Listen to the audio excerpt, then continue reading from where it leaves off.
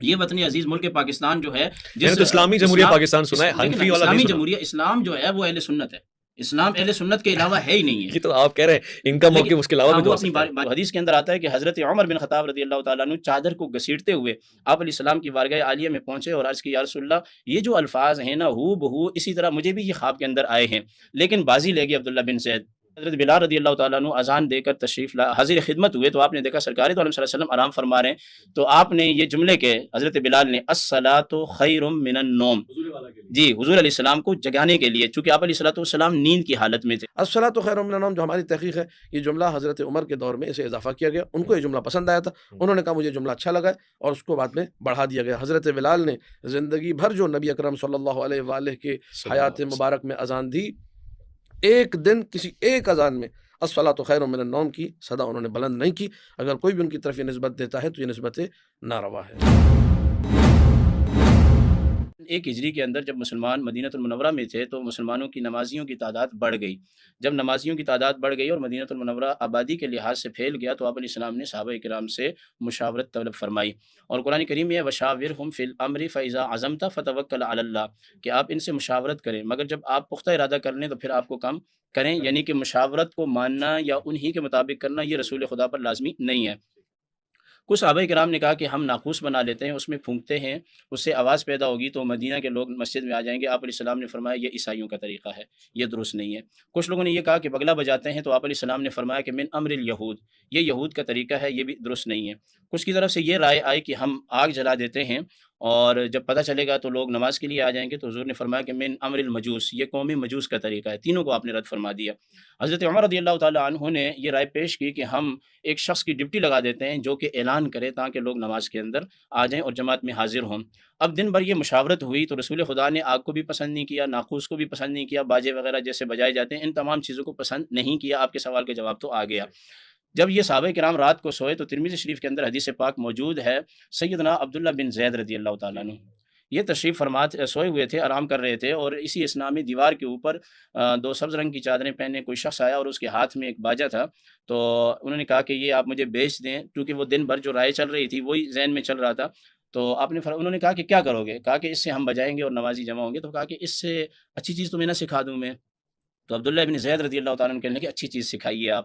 تو پھر انہوں نے پڑھا اللہ اکبر اللہ اکبر، یہ 4 دفعہ، پھر اس کے بعد شہادتین، حی علی الصلاۃ حی علی الفلاح، پوری اذان جو ہے سوائے الصلاۃ خیر من النوم کے، یہ مکمل جب اذان پڑھی تو یہ ایک ایسے تھے کہ جذبات میں بہت زیادہ تھے، ان سے رہا نہیں گیا، یہ بھاگتے ہوئے حضور علیہ السلام کی بارگاہ عالیہ میں آئے اور یہ سارے کلمات کہہ سنائے۔ جب یہ سارے کلمات کہہ سنائے تو آپ علیہ السلام نے فرمایا کہ حضرت بلال سے، ترمذی کے الفاظ ہیں، حضرت بلال سے کہیں کہ وہ جہیر الصوت ہیں، یعنی کہ بلند آواز والے ہیں، وہ یہ اذان دیں۔ اچھا، یہی خواب جو ہے وہ حضرت عمر بن خطاب رضی اللہ تعالیٰ عنہ کو ابھی آئی تھی۔ عبداللہ بن عمر کے الفاظ یہ ہیں کہ عبداللہ بن زید جو ہے وہ جذباتی آدمی تھے اور ضبط نہیں رکھ سکے، تو وہ رات کے وقت ہی آگے حضور کی بارگاہ میں، اور حضرت عمر بن خطاب رضی اللہ تعالیٰ عنہ اس لیے نہیں آئے کہ سرکار دو عالم صلی اللہ علیہ وسلم آرام فرما رہے تھے۔ جب یہ آواز گونجی نا، بڑے ایمان افروز الفاظ ہیں، تو حدیث کے اندر آتا ہے کہ حضرت عمر بن خطاب رضی اللہ تعالیٰ عنہ چادر کو گھسیٹتے ہوئے آپ علیہ السلام کی بارگاہ عالیہ میں پہنچے اور عرض کی یا رسول اللہ، یہ جو الفاظ ہیں نا ہو بہو اسی طرح مجھے بھی یہ خواب کے اندر آئے ہیں، لیکن بازی لے گئی عبداللہ بن زید۔ ضرورت ہو گیا۔ اچھا، آپ نے گفتگو کے دوران ہمیں یہ بھی بتایا کہ الصلاۃ خیر من النوم کے جملے اس وقت اللہ کے رسول کی طرف سے نہیں ہے۔ میں جاننا چاہتا ہوں کہ نہیں، اس وقت اللہ کے رسول کی طرف سے نہیں، یعنی حضرت وہ خواب عبداللہ میں بن آنے والی زید بات کی نہیں ہے۔ خواب میں نہیں ہے، خواب میں نہیں ہے، یعنی کہ اس کا اذن اللہ کے رسول نے نہیں دیا، ہاں، یعنی آپ سے نافذ سوال نہیں کیا، کیا اس مجھے کو۔ معلوم تھا یہ سوال آپ کریں گے۔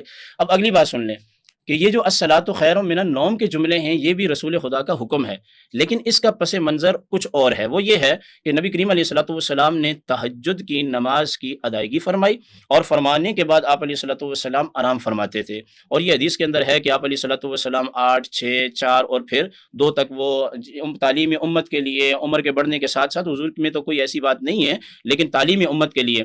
تو ایک دن آپ آرام فرما رہے تھے، حضرت بلال رضی اللہ تعالیٰ عنہ اذان دے کر تشریف حاضر خدمت ہوئے تو آپ نے دیکھا سرکار تو علیہ وسلم آرام فرما رہے ہیں، تو آپ نے یہ جملے کے حضرت بلال نے الصلاۃ خیر من النوم، جی حضور علیہ السلام کو جگانے کے لیے، چونکہ آپ علیہ السلام نیند کی حالت میں تھے۔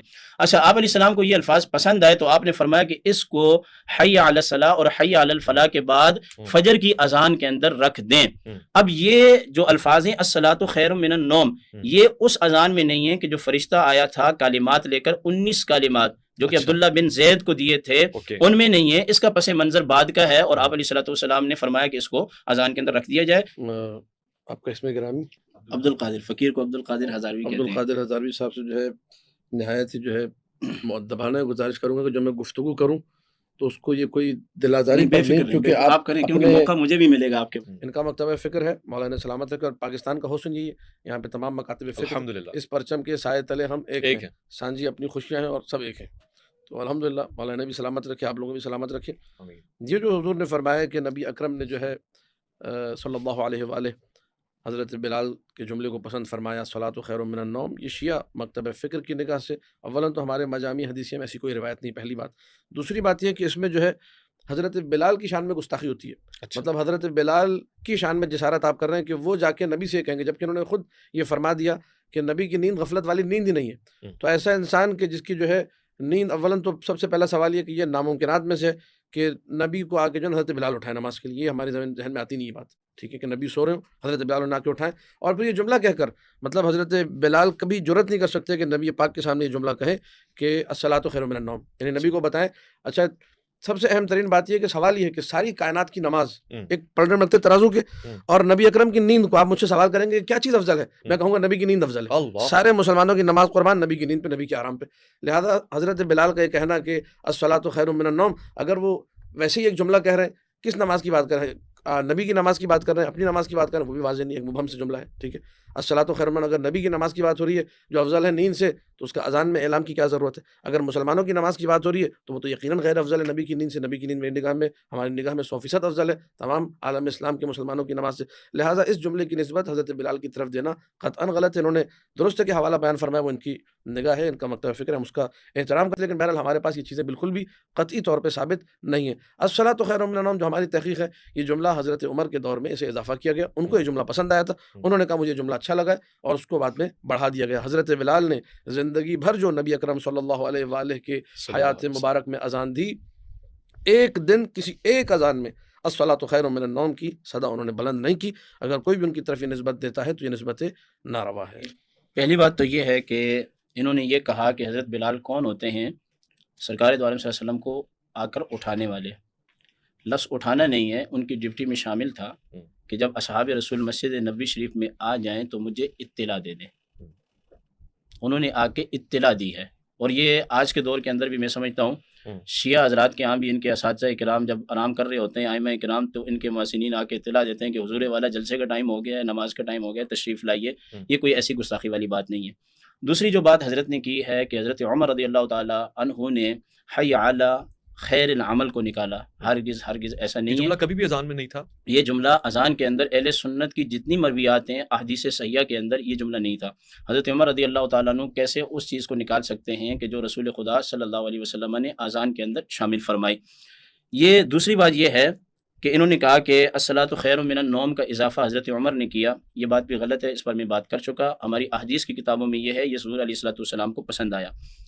تیسری بات جو ہے انہوں نے آپ سے جو کی وہ بات یہ ہے کہ جس چیز کو یہ کہہ رہے ہیں کہ یہ ایک اضافی چیز ہے، یعنی کہ حضرت علی رضی اللہ تعالیٰ عنہ کو علی الولی اللہ کہنا اور خلیفۃ الرسول اللہ کہنا، اور پھر آگے بلا فصل کے الفاظ کا جو ہے اذان کے اندر اضافہ کرنا، یہ شیعہ امامیہ نے ایسی قوم کو ملعون قرار دیا ہے کہ جنہوں نے اذان کے اندر اضافہ کیا ہے۔ اچھا، اور بڑی ذمہ داری سے میں بات کر رہا ہوں، میرے پاس اسکرین شاٹ ان کی امہات الکتب کا موجود ہے، اور آج تک شیعہ حضرات جو اذان کے اندر انہوں نے اضافہ کیا ہے، امام اہل سنت الشاہ احمد رضا خان فاضل بریلوی رحمہ اللہ نے فتاوی رضویہ شریف کے اندر ایک رسالہ لکھا ہے جس کا نام ہے ادلۃ الطاعن علی اذان الملائن۔ اذان الملائن، ہاں، ادلۃ الطاعن علی اذان الملائن، یعنی کہ اس کے اندر جتنے بھی حوالہ جات ہیں وہ شیعہ مجتہدین امہات الکتب کا ہے۔ اگر آپ اس میں سے چاہیں گے تو میں چند آپ کو ذکر بھی کر دوں۔ روایت فرمائیں۔ ان میں سے پہلی بات یہ ہے کہ شرائع الاسلام کے اندر شیخ علی صاحب یہ بات لکھتے ہیں کہ اذان مشہور تر قول پر 18 کلمے ہیں، جس کو انہوں نے بھی ایگری کیا کہ یہ اضافہ ہے۔ اچھا، آپ کہہ رہے تھے 19 کلمات ہیں؟ یہ شیعہ کے نزدیک 18 کلمات ہیں، اچھا، شیعہ کے نزدیک 18 کلمات ہیں۔ اور پھر یہ کہ اس میں شیعہ یہ کہتے ہیں 4 تکبیریں ہیں، اور گواہی توحید کی ہے، پھر رسالت کی ہے، پھر حی علی الصلاۃ، پھر حی علی الفلاح ہے، پھر حی علی خیر عملی ہے، یعنی یہ کہہ رہے تھے کہ حی علی خیر العمل کو نکال کے حی علی الفلاح شامل کر دیا. یہ بات ان کی بالکل غلط ہے، کیونکہ ان کے امام نے یہ بات لکھی ہے، پہلے حی علی الصلاح ہے، پھر حی علی الفلاح ہے، پھر حی علی خیر العمل ہے. یعنی سمجھ رہے ہیں آپ؟ قامت الصلاح کے حوالے سے کہہ رہے تھے. نہیں سنیں، نہیں بولیں گے، نہیں میں تصحیح کر رہا ہوں فقط کہ میں نے جملہ نہیں کہا تھا. نہیں کہا آپ نے، خاموش رہیں گے آپ. یہ کہا ہے، آپ ریپیٹ کر کے دیکھ لیں. ٹھیک کیا خیر العمل کو بھی نکالا ہے، خیر العمل کو نکالا ہے، اور اس مگر کی قامت الصلاح کی ریپلیسمنٹ. الصلاۃ خیر من النوم، الصلاۃ خیر من میں سمجھ النوم. نہیں بولیں گے نہیں آپ، خاموش رہیں، میں سمجھ گیا بات. الفلاح کا تو ان کے مجتہدین میں سے وہ یہ بات لکھتے ہیں، شرائع الاسلام کے اندر شیخ علی ان کے بہت بڑے امام ہیں، وہ یہ بات لکھتے ہیں کہ پہلے حی علی الصلاح ہے، پھر حی علی الفلاح ہے، اور پھر حی علی خیر العمل ہے. یہ بات لکھتے ہیں. انہوں نے یہ الزام لگایا کہ اس کو نکال کے الصلاۃ خیر من النوم کا اضافہ کیا. یہ ان کا الزام جو ہے براہ راست رسول اللہ صلی اللہ علیہ وسلم کی ذات اقدس پر ہے. دوسری بات یہ ہے کہ یہ میرے پاس اسکرین شاٹ ان کے بہت ساری، جن کو یہ شہید ثانی کہتے ہیں، وہ شرح مدارک کے اندر یہ بات لکھتے ہیں، ابو عبداللہ علیہ السلام کے سامنے اذان بیان کی گئی، یہی 18 کلمات تھے، اور پھر ان کی اگر تفسیر کریں تو 35 کلمات ہیں ان کی کتابوں کے اندر. تو انہوں نے کہا کہ یہ جو میرے پاس اسکرین شاٹ موجود ہے، یہ اپنی امہات الکتب میں جائیں، تو کہا کہ یہ جو اضافہ کیا ہے یہ شیعہ امامیہ کے علاوہ لوگوں نے کیا ہے، اور امام احمد رضا نے اور ان کے ائمہ نے ان کو لعنتی قرار دیا ہے. جو اضافہ کیا ہے کہ سیدنا مولا کائنات کی ولایت کا اعلان ہے، اور ان کی پھر وصیت کی بات بھی ہے. پھر آگے جو لفظ ہے وہ بڑا تکلیف دہ نہیں ہے، وہ ہمارے ایک بہت بڑے مناظر سے دنیا سے چلے گئے، اللہ تعالیٰ ان کی مغفرت فرمائے. میں یہ لفظ نہیں کہہ رہا، وہ کہہ رہے ہیں. وہ کہا کرتے تھے کہ پاکستان کے اندر شیعہ حضرات کو اتنی آزادی حاصل ہے کہ یہ 5 وقت تو اذان نہیں دیتے، اذان تو یہ 3 دیتے ہیں، مطلب ان کے یہاں 3 اذانیں ہوتی ہیں. 3 اوقات کے اندر یہ اہل سنت کو گالی دیتے ہیں. کیوں کہ یہ اپنی اذان کے اندر یہ لفظ استعمال کرتے ہیں بلا فصل، یعنی خلیفہ بلا فصل. اس کا مطلب یہ ہے کہ یعنی کہ ان کا عقائد میں تو یہ ہے نا کہ بھائی پہلے خلیفہ نہیں ہے، پہلے مولا علی ہونے چاہیے تھے. یہ تو چلو پھر بھی عقلاً ایک بات سمجھی جا سکتی ہے، مگر بلا فصل کہنے سے لا نفی جنس کا ہے، یعنی رسول اللہ کے بعد خلافت کسی اور کے لیے ہے ہی نہیں ہے، وہ ہے ہی مولا کائنات کے لیے. کہا کہ ہم نے اذان میں اضافہ کیا ہے. میں نے واضح طور پہ کہا کہ ہماری اذان وہی اذان ہے جو من جانب اللہ ہے، ہم نے اس میں کچھ اضافہ نہیں کیا. ٹھیک ہے، اشہد ان لا الہ الا اللہ وحدہ لا شریک لہ، کیا اللہ کی طرف سے ہے؟ نہیں آیا. ہر عالم اسلام کہہ رہے ہیں یہ کیا اضافہ کہلائے گا؟ نہیں کہلائے گا. اشہد ان محمد رسول اللہ کے بعد صلی اللہ علیہ وآلہ، یہ لوگ آل کو کھا جاتے ہیں، ہم لوگ تو خیر کہتے ہیں وآلہ. ٹھیک ہے، کیا یہ اضافہ کہلائے گا؟ نہیں کہلائے گا. جس طرح صلی اللہ علیہ وآلہ آپ کہتے ہیں، اسی طرح ہمارے پاس ہمارے معصومین، جو ہمارے پاس مصدر شریعت ہے، معصومین کے فرامین ہے، اس سے بات ثابت ہے کہ محمد رسول اللہ کے بعد علی ولی اللہ کی گواہی وہی حیثیت رکھتی ہے. ٹھیک ہے، لہٰذا ان کا یہ کہنا کہ جی ہم نے اذان میں اضافہ کر دیا، انہوں نے بات کو سمجھا ہی نہیں ہے، جذبات میں بس یہ اضافہ کر دیا اور ہم نے مان لیا اور ہم اعتبار نہیں کر سکتے. اب یہ کہ یہ اعتبار کریں یا نہ کریں، میں آپ کے سامنے کاش کہ یہ اپنی کتابیں پڑھ کے آتے تو یہ کبھی نہ کہتے کہ ہم نے رسول اللہ پہ الزام لگایا اور ہم نے یہ کہہ دیا کہ حی علی خیر العمل نکال دیا اور جو نا صلاۃ و خیر العمل شامل کر دیا. میں ان کی کتابوں کا حوالہ دیتا ہوں. علم کلام حضور نے ضرور پڑھا ہوگا، مدرسے کا حوالہ دے رہے ہیں، وہاں پڑھاتے بھی ہوں گے یہ.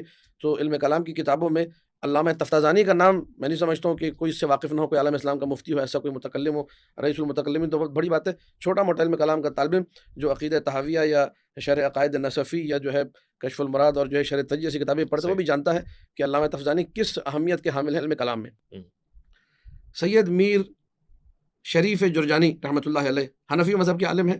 میں صحیح کہہ رہا ہوں؟ ایسے ہی نہیں آپ بات کریں، میں سن رہا ہوں، میں پڑھا چکا ہوں. وہ اہل سنت کے بہت بزرگ عالم ہیں. دوں گا. انہوں نے جو ہے ان کی بھی علم کلام کی جو ہے نا کتابوں کے اوپر حواشی ہیں، ان کی کتابیں موجود ہیں. شرح مواقف، شرح مقاصد، اہل سنت کی وہ کتابیں ہیں، یعنی روز روشن کی طرح آیا ہے کہ یہ علم کلام کی ان کی بہترین اور شورۂ آفاق کتابوں میں سے. میں ان کتابوں کے حوالے سے بات کر رہا ہوں. اور تفتازانی، سعد الدین تفتازانی نے اور کوشجی نے مبحث الامامہ، امامت کی جو بحث ہے، تجرید کتاب خواجہ نصر الدین طوسی کی، یہ علم کلام کی وہ کتاب ہے جس پر شیعہ سنی سب نے شروحات لکھی ہیں. ہماری جو شرح جو ہمارے حوزات میں پڑھائی جاتی ہے وہ ہے کشف المراد، علامہ ہلی کی لکھی ہوئی شرح، وہ پڑھائی جاتی ہے. باقی دیگر حوزات کے اندر دوسری شروحات کوشجی کی شرح پڑھائی جاتی ہے، یا شرح مواقف، شرح مقاصد، وہ پڑھائی جاتی ہے. لیکن بہرحال علم کلام کی ایک اہم کتاب، اس میں یہ جملے موجود ہیں سعد الدین تفتازانی کے بھی اور کوشجی کے بھی. ان عمر بن الخطاب قال وهو على المنبر، عمر ابن خطاب نے کہا جبکہ وہ ممبر پر تھے، ثلاث كن على عهد رسول اللہ صلی اللہ علیہ وآلہ وانا انهى عنهن، 3 چیزیں تھیں جو رسول کے عہد میں تھی اور میں اس سے منع کرتا ہوں. تھی کا مطلب کیا ہے؟ تھی کا مطلب یہ کہ رسول کے عہد میں تھی اور حضرت عمر یہ کہہ رہے ہیں کہ میں اس سے نہیں کرتا ہوں وَأُحَرِّمُهُنَّ، میں ان 3 چیزوں کو حرام قرار دیتا ہوں، وَأُعَاقِبُ عَلَيْهِنَّ، اور میں ان تینوں چیزوں پر سزا دوں گا۔ اب آپ مجھے بتائیے کہ میں کس کا اعتبار کروں، مذہب اہل سنت کا اعتبار کروں جن کے امام یہ کہہ رہے ہیں کہ رسول کے زمانے میں 3 چیزیں تھیں، میں ان تینوں سے روکتا بھی ہوں، میں ان تینوں کو حرام بھی قرار دیتا ہوں، میں ان تینوں پر سزا بھی دوں گا، اور ان 3 چیزوں میں سے ایک چیز جو ہے وہ نماز میں اذان میں حی علی خیر العمل ہے، حی علی خیر العمل سے میں منع کرتا ہوں۔ بھائی کیوں منع کرتے ہیں، اس کی وجہ بھی علماء اہل سنت نے اپنی کتابوں میں لکھی ہے، کاش کے یہ پڑھ لیتے تو اس میں واضح ہو جاتا ہے ان کے لیے کہ حضرت عمر نے یہ فرمایا کیونکہ حی علی خیر العمل کو لوگ سنیں گے تو وہ خیر العمل نماز کو سمجھیں گے، تو وہ جہاد میں کوتاہی کریں گے، سستی کریں گے، لہٰذا اس جو ہے جملے کو اذان سے انہوں نے نکلوا دیا۔ ابو بکر کے زمانے میں بھی حی علی خیر العمل تھا، ٹھیک ہے، اس کو بھی جو ہے انہوں نے نہیں دیکھا کہ جو حضرت ابو بکر کے زمانے میں بھی موجود ہے، حضرت عمر نے آ کے نکالا ہے۔ دوسری 2 چیزیں متعۃ الحج ہے، وہ یہاں ذکر نہیں تھا جو میں نے ابھی کھولا ہوا تھا کتاب کا حوالہ، اور تیسری چیز متعۃ النساء ہے۔ متعہ نساء جو ہے وہ بھی رسول کے زمانے میں تھا، متعۃ الحج حج تمتع وہ بھی رسول کے زمانے میں تھا۔ ان تینوں چیزوں کو حضرت عمر نے دین سے نکال دیا اور اس سے منع فرمایا۔ اہل سنت دین رسول پہ عمل نہیں کرتے، دین حضرت عمر پہ عمل کرتے۔ آپ بتائیے ہم کس کا اعتبار کریں، دین حضرت عمر کا اعتبار کریں یا دین رسول خدا کا اعتبار کریں؟ جہاں تک بات ہے اس جملے کی، اشہد ان امیر المؤمنین و امام المسلمین علی ابن ابی طالب حجۃ اللہ و خلیفۃ رسول اللہ بلا فصل، تو یہ ہمارے عقیدے کا اعلان ہے۔ یعنی ہم اپنی اذان میں بتاتے ہیں کہ بھائی ہم امیر المؤمنین کو خلیفہ مانتے ہیں، حضرت ابو بکر کو نہیں مانتے۔ اس میں گالی کدھر ہے؟ یہ میں کیمرے کے سامنے کہہ رہا ہوں، اور میں پہلے بھی اپنے آپ کے پروگرام میں کہہ چکا ہوں کہ میں اس مملکت خدا پاکستان میں رہتا ہوں، تو میں تشیع کا جو ہے نا کوئی مثال کے طور پہ مجھے چھپانے کی ضرورت نہیں کہ میں شیعہ ہوں، میں علی اعلان شیعہ ہوں، ڈنکے کی چوٹ پہ شیعہ ہوں۔ یہ سنی ہے، علی اعلان سنی ہے، الحمدللہ یہ حسن ہے اس پاکستان کا۔ ہم دونوں ساتھ بیٹھے ہوئے، میں ہوں سنی قادری، ٹن ٹنا ٹن، ایک نعت بھی ہم نے سنی تھی، بڑی مزے کی نعت تھی، مولا ان کو بھی سلامت رکھے۔ تو یہ سنی ہے، بہترین ہے، سبحان اللہ۔ میں شیعہ ہوں، میں اپنی جگہ ہوں۔ میں اگر یہ کل کو آگے کہیں اذان میں، ٹھیک ہے، یا ویسے ہی کہ اپنے مجلس میں گئے، لیکن کہ عالم دین کا خطبہ بھی ہم نے سنا تھا، اشہد ان ابا بکر خلیفۃ رسول اللہ بلا فصل، تو ہمیں تو کبھی بھی نہیں لگا کہ ہمیں گالی دے رہے ہیں۔